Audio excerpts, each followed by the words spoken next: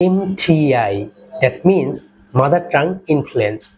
এই mother tongue ইনফ্লুয়েন্সের কারণে আমরা বাংলাদেশিরা 13টি ইংলিশ লেটার্সের রাইট প্রনাউন্সিয়েশন করতে পারি না। কোন 13টি ইংলিশ ওয়ার্ডসের রাইট প্রনাউন্সিয়েশন করতে পারি না সেটাই আজকে আমরা দেখব, এবং আমরা কিভাবে সেই 13টি লেটার্সের রাইট প্রনাউন্সিয়েশন করতে পারি সেইটা আমরা সুন্দরভাবে শিখে নিব। So let's get started. আপনারা ডিসপ্লেতে দেখতে পাচ্ছেন 13 ইংলিশ প্রবলেম লেটার্স, রাইট? এর মানে হচ্ছে আমরা 13টি ইংলিশ ওয়ার্ডসের রাইট প্রনাউন্সিয়েশন করতে পারি না। দেখেন আমরা এখানে লিখে দিয়েছি বাংলাদেশের শিক্ষার্থীদের নিচের 13টি ইংরেজি বর্ণের উচ্চারণ শুদ্ধভাবে করতে একটু সমস্যা হয়। এর প্রধান কারণ হচ্ছে মাতৃভাষার উচ্চারণের প্রভাব, যাকে বলে MTI। অর্থাৎ বাংলায় সর্বমোট 50টি বর্ণমালা রয়েছে, রাইট?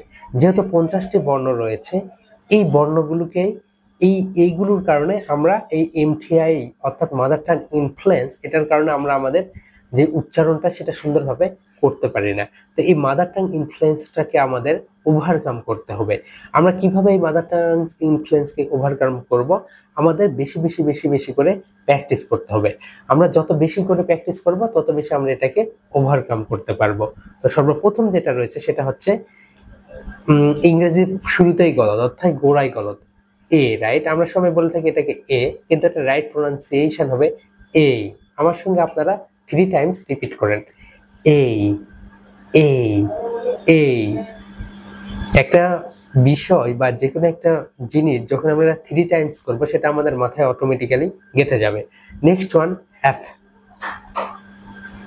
এটা যখন আমরা উচ্চারণ করব আমাদের যে উপরের দাঁত রয়েছে সেটা নিচের ঠোঁটের সঙ্গে টাচ করবে, এফ এফ। এন্ড ভি, আমরা অনেকেই ভুল করি এটা, এবং অলমোস্ট প্রায় সবাই ভুল করি। আমরা যখন এফ এন্ড ভি এই দুইটা উচ্চারণ করব তখন আমাদের উপরের যে টিথ রয়েছে এটা নিচের ঠোঁটের সঙ্গে টাচ করবে। আমরা যদি উপরের দাঁতের সঙ্গে নিচের এই যে লিপ রয়েছে এটাকে যদি সঠিকভাবে টাচ না করাতে পারি তাহলে কিন্তু এই দুইটা লেটার্সের রাইট প্রনাউন্সিয়েশন ভুল হবে। সো আমরা একটু দেখি, এফ এফ, ভি ভি। এরপরে যেটা রয়েছে সেটা হচ্ছে জি। সবাই আমার সঙ্গে রিপিট করেন, G G. Next one, H H H. Okay, এটাকে আমরা এইচ বলি কিন্তু right H H H H. Then next one, J. আমরা সবাই এটাকে জে বলে থাকি কিন্তু এটা রাইট প্রনাউন্সিয়েশন হবে J J J. Okay, January January. Then next one, উপরের লিপ এবং নিচের লিপ দুইটা টাচ টুগেদার, দুইটা একত্রে টাচ করবে, ফি ফি ফি। নেক্সট ওয়ান, টি বলি এটাকে, আজ থেকে আপনারা এটাকে টি বলবেন, ঠা ঠা ঠা, টি টি টি। নেক্সট ওয়ান, এটাকে আমরা সবাই কে বলি, রাইট? কিন্তু এটাকে আমরা আজ থেকে বলবো খেই খেই খেই। নেক্সট ওয়ান, এটাকে আমরা কিউ বলি, এটাকে আমরা বলবো খিউ খিউ খিউ। দেন নেক্সট ওয়ান, এটাকে আমরা সবাই উ বলি কিন্তু এটাকে আমরা বলবো ও, হাফ সার্কেল ও ও। এরপরে এটার দুইটা উচ্চারণ রয়েছে, একটা হচ্ছে ব্রিটিশ, একটা হচ্ছে আমেরিকান। ব্রিটিশরা এটাকে বলবে আ অ্যান্ড আমেরিকানরা এটাকে বলবে আর।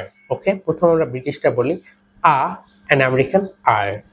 And next one, double U, double ইয়া ও ইউ, ডাবল ইউ। এটাকে আমরা সবাই ডাব্লিউ ডাব্লিউ বলি কিন্তু রাইট প্রনাউন্সিয়েশন হবে ডাবল ইউ। এখন আমরা ইংরেজি বলতে না পারার প্রধান যে কারণ সেটা আমরা না, আমাদের শিক্ষকরা।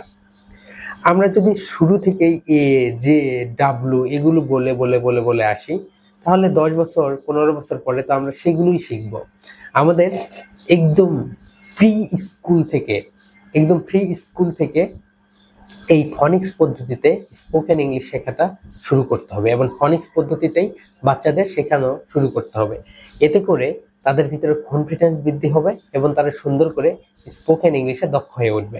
আমরা এটা আরেকবার রিপিট করব, A F V F V, G H A G H J.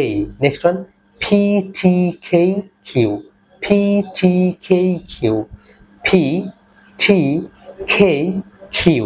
Next one, O R W, O R W. That's all for today. আপনারা এটি বেশি বেশি করে প্র্যাকটিস করবেন, বিশেষ করে আপনাদের বাচ্চাদের এই ভিডিওটি প্লে করে আপনারা অন্য কাজগুলো করতে পারবেন। কারণ বাচ্চারা দেখে দেখে দেখে দেখে আমার মতো করে এরকম বডি ল্যাঙ্গুয়েজ দিয়ে দিয়ে দিয়ে প্র্যাকটিস করে করে তারা সুন্দরভাবে শিখতে পারবে। And set up now, love you and live you.